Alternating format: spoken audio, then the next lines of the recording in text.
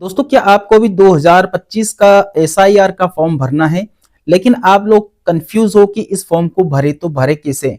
आखिरकार ये फॉर्म भरना किसका है और छोड़ना किसका है, कौन सी जगह पर कौन कौन सी जानकारियां इसमें फिलअप करनी है।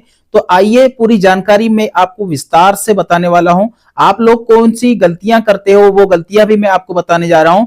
देखिए, आपके सामने इस प्रकार का इंटरफेस है ना। तो यहां पर आपके सामने मैं आपको तीन जानकारी बताने जा रहा हूं। तो यहां पर एक नंबर पर आपकी खुद की जानकारी आपको फिलअप करना रहेगा।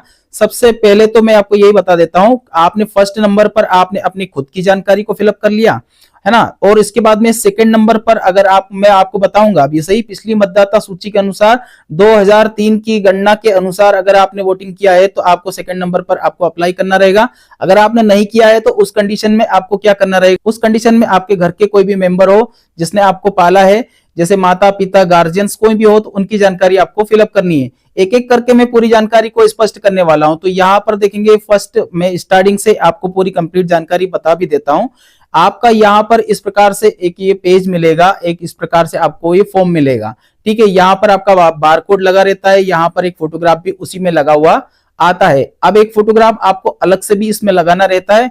यहां पर देखेंगे ये जानकारी, यहां पर फर्स्ट नंबर कॉलम किसका भरना है, जिसका यहाँ पर फोटोग्राफ लगा हुआ है, जो एप्लीकेंट है उन्हीं का ही पूरी जानकारी आपको यहाँ पर देना रहेगा। यहाँ पर देखेंगे आपकी जन्म तारीख आपको यहाँ पर फिलअप करना है, यहाँ पर अपना आधार कार्ड नंबर को यहाँ पर फिलअप करना है, यहाँ पर अपना मोबाइल नंबर फिलअप करना है। देखिए, आपका मोबाइल नंबर अगर आपके पास नहीं है तो आप अपनी फैमिली का भी मोबाइल नंबर दे सकते हो, कोई प्रॉब्लम नहीं।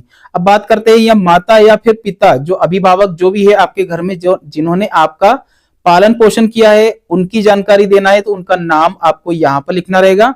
अब इसके बाद में जैसे आपने यहाँ पर आपका पिता का नाम अगर लिखा है तो पिता अभिभावक का यहाँ पर ईपीआईसी एक नंबर जनरेट होता है। वोटर आईडी कार्ड में ईपीआईसी के नाम से आपके पास एक नंबर रहता है। ठीक है, तो वो नंबर यहाँ पर आपको इंटर करना रहेगा। तो यहाँ पर देखेंगे वो नंबर आपको इंटर कर देना है। यहाँ पर माता का नाम आपको इंटर कर देना है, यहाँ पर माता की ईपीआईसी नंबर आपको यहाँ पर इंटर कर देना है।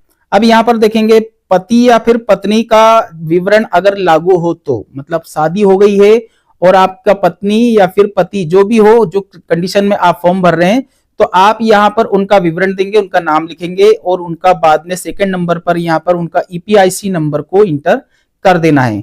चलिए, ये तो बात हो गई आपका स्वयं का। अब बात करते हैं यहाँ पर सेकंड नंबर का। सेकंड नंबर पे विशेष ध्यान दीजिएगा, गलतियां यहीं पर होती है। आप यहाँ जानकारी डालने की हो वो यहाँ डाल देते हो, यहाँ की जानकारी यहाँ फिलअप कर देते हो, तो उसमें फिर आपका जो फॉर्म है पूरी तरह से गलत हो जाता है।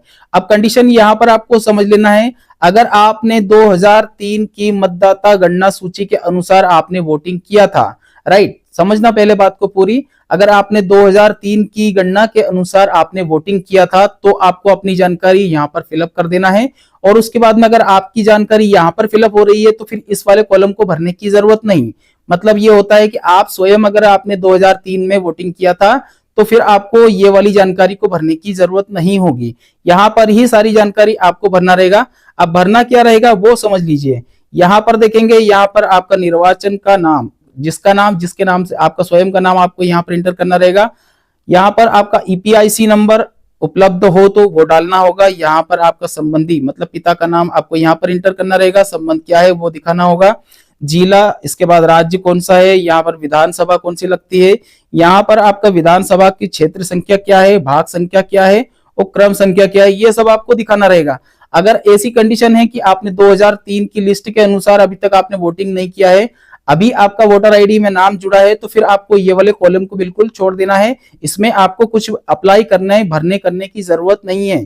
फिर आपको करना क्या रहेगा, उस कंडीशन में आपको यहाँ पर आ जाना है इस वाले कॉलम पर। तो यहाँ पर देखेंगे, यहाँ पर आपके जो भी आपके घर के मेंबर है, जो आपके गार्जियंस हैं, जैसे माता पिता या जो भी आपके रखरखाव करने वाले, तो उनका यहाँ पर नाम लिखेंगे। तो यहाँ पर पिता की ईपीआईसी का नंबर आपको यहाँ पर इंटर कर देना है, उनकी वोटर आईडी का नंबर रहता है वो। यहाँ पर आपको संबंधी का नाम लिखना रहेगा, यहाँ पर आपका क्या संबंध है वो आपको दिखाना रहेगा, जिला कौन सा है ये आपको यहाँ पर इंटर करना रहेगा, कौन से राज्य से हो। यहाँ पर आपकी जो विधानसभा क्षेत्र का नाम, कौन सी विधानसभा क्षेत्र लगता है वो दिखाना होगा। यहाँ पर आपके सामने विधानसभा क्षेत्र की संख्या अब ये संख्या आपको कहां से मिलेगी, मैं आपको आगे लिस्ट भी डाउनलोड करके बताऊंगा, 1 मिनट में आपकी लिस्ट भी डाउनलोड हो जाएगी। ठीक है, चलिए यहां तक हो गया। इसके बाद में आपकी भाग संख्या वो भी आपको उस लिस्ट में ही मिल जाएगी और क्रम संख्या भी आपको उस लिस्ट से ही मिल जाएगी। तो यहाँ पर जो ये फॉर्म भरने की जो विधि है मैंने बताया है, सेम उसी फॉर्मूले से आपको बताना है। तो यहाँ पर देखेंगे आपके सामने कुछ इसमें इंस्ट्रक्शन भी दिया गया है, वो भी आपको समझ लेना है। तो यहाँ पर देखेंगे कॉलम नंबर 1, गणना पत्र सभी का भरा जाना जरूरी है।